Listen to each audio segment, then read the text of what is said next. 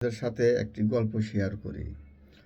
আমি একটা গার্মেন্টসে ছোটোখাটো একটা চাকরি করি, জব করি। তো ওই গার্মেন্টস থেকে আমি চলে যাইতেছি সিরাজগঞ্জ যাব। সিরাজগঞ্জ যাব, গাবতলী বাস স্ট্যান্ডে দাঁড়াইছি। দাঁড়ানোর পরে দেখতেছি যে আপনার গরুর গাড়িতেই নিতেছে 500 টাকা করে, যে আপনি কয়টার মোট নামা দিবেন, নিবে 500 টাকা করে গরুর গাড়িতে। তো তখন আমি একটা সাইডে দাঁড়াইলাম, দাঁড়ায় দেখি একটা বাস আসছে। তো বাসে সিঙ্গেল দিলাম যে কয়টার মোড়, যে কয়টার মোড়ের কথা বলছি। বলার পরে সে আমাকে উঠাইছে গাড়িতে। উঠানোর পরে আমি গাড়িতে উঠে যাই, মনে সারা রাত আমি ডিউটি করছি, করে গাড়ির ভিতরে ঘুমায় গেছি। ঘুমায় থেকে যখন আমি এক যাত্রীকে জিজ্ঞেস করছি যে ভাই, আমি কি কয়টার মোড় আসছি, আমি কি কয়টা সেতু কি পার হয়েছি? পরে আপনার সেতু পাইলেন কোন, আপনি তো মানিকগঞ্জ চাইছেন। তা আমি কি এই ব্যাপারে মানিকগঞ্জ কেন যাব? আমি যাব সিরাজগঞ্জ, নিয়ে আসতেছে আমাকে মানিকগঞ্জ, কী জন্য? তো এটা বলার পরে তখনকার দেখি যে আমার হাতে এক কথায় দুই কথায় ভালোই কাউকে বাজায় দিছে।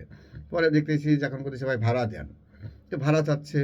তো আমি কই যেখানে 500 টাকা গরু গাড়ির ভাড়া, সেখানে আবার দিতেছে আমাকে, আবার সিটও দিল। সিটে বইয়া ঘুমিয়ে গেছি। তো যাওয়ার পরে ওখানে যায় কাউকে যখন ঝগড়াঝাটি করলাম, ঝগড়াঝাটি করার পরে তখন যাত্রী বলতেছে ভাই আপনারও ভুল তারও ভুল, আপনি 150 টাকা দেন। তো 150 টাকা, আমি বলছি ভাই টাকাটা তো বড় না, আমি এখান থেকে যাবো কীভাবে, আমি তো পথঘাট চিনি না। পরে আমাকে একজন বলে দিল ভাই আপনি আরিচা নামেন। আরিচা নামায় দিল, টাকা পয়সার বাস ভাড়া নিল না। আরিচা নাইমা দুটা রুটি খেতে গেছি। দুটা রুটি খাইছি, এক টুকটুক রুটি দাম নিয়ে দিছে 10 টাকা করে। ডাইল দিছে তাও 10 টাকা, ডিম 20 টাকা। তো খায়া হেরা দেখতেছি আমি আর এক বিপদে পড়ে গেলাম গা, যে এত টাকা বিল দেখতেছে। পরে দেখলাম যে একটা ডিম যেই নিছি, নেওয়ার পরে দেখতেছি যে ডিমের ভিতরে আপনার কুসুর দিয়ে দিছে, মানে ডিমের খোকলা দিয়ে দিছে। ওই ডিমের খোকলা নিয়ে হাঁকলাম, এই ভাই ডিমের খোকলার ভিতরে কি এটা খাওয়া যায়, এটা চেঞ্জ করে দেন। পরে চেঞ্জ করে দিল। পরে তিনি বিল দেখলেন আমার 70 টাকা। আমি বললাম ভাই ডিম ডিম খাইলে লোক আর খোকলালা ডিম আপনি চেঞ্জ করে দিলেন, এটার জন্য আমি বিল দেবো? আমি এটার জন্য বিল দিতে পারবো না। তো এক কথা দুই কথা এক কথা কাটাকাটি করে পরে বিল দিয়ে আসলাম 50 টাকা। বিল দিয়ে লঞ্চে উঠলাম, নিল 100 টাকা। লঞ্চে থেকে ওইটা হেরা দেখতেছি একটা ছোট্ট একটা গাড়ির ভিতরে, যেখানে লোক বসবো আপনার 12 জন, লোক বসাইছে 16 জন।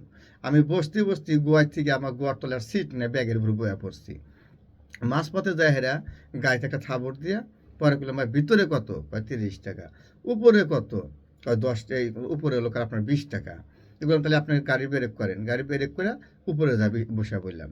যেই নাকি ভাই উপরে যা বইছি, ভাই 10 টাকা বাঁচাইতে যাইয়া যা দিয়ে 20 টাকারে কয়, দৌড়ছে আমার এই বৃষ্টি যাইতে।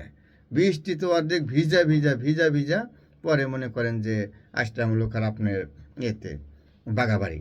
বাগাবাড়ি এসে ওখান থেকে আমি আপনার এতে উঠছি, সরি বাগাবাড়ি তো না, বাগাবাড়ি না কোনটা করে কয়, যারা জায়গাটার নাম মনে আসতেছে না। যাই হোক ওই জায়গায় এসে নামলাম। নামার পরে যে কোনো খালি বাস আসে, তা আমি কই কয়ডার মোড়, খালি দেখাইয়ে পা।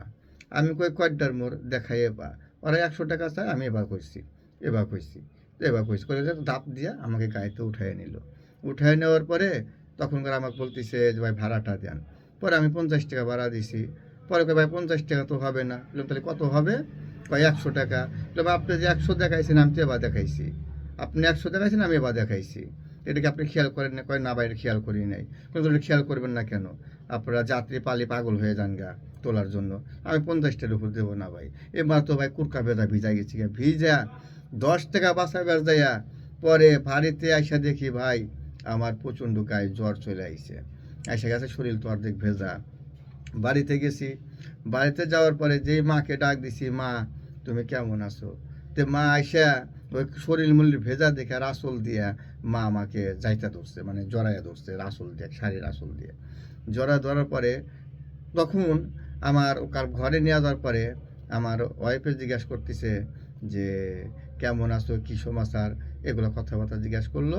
তখন তার সাথে কথাবার্তা বললাম, বলার পরে কাপড় চোপড় চেঞ্জ করলাম, করার পর দেখতেছি ভাই আমার 700 টাকা ওষুধ লাগছে। বলে এই একটা দুঃখ আপনার শেয়ার করলাম।